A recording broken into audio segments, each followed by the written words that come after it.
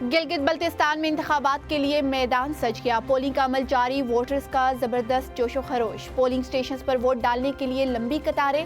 Voting کا عمل بغیر کسی وقفے کے شام 5 بجے تک جاری رہے گا۔ بڑی جماعتیں کے امیدوار میں کانٹے کا مقابلہ متوقع۔ پاکستان پیپلز پارٹی پارلیمنٹیرینز کے 23، مسلم لیگ نون کے 22 امیدوار میدان میں ہیں۔ جمعیت علماء اسلام کے 9، اسلامی تحریک انصاف کے 10، مجلس وحدت المسلمین کے 7، استحکام پاکستان پارٹی کے 15 امیدوار انتخابی عمل میں حصہ لے رہے ہیں۔ پاکستان نظریاتی پارٹی کے 10 امیدوار الیکشن میں حصہ لے رہے ہیں۔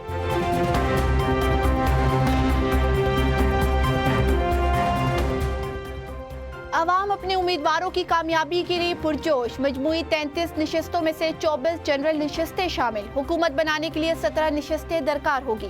24 نشستوں پر 396 امیدوار میدان میں موجود۔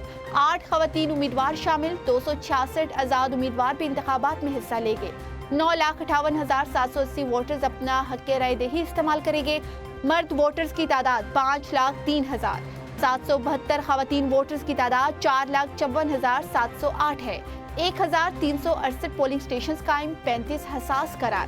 پولیس اور رینجرز کی سخت نگرانی میں انتخابی سامان کی ترسیل، سیکیورٹی کے انتہائی سخت انتظامات۔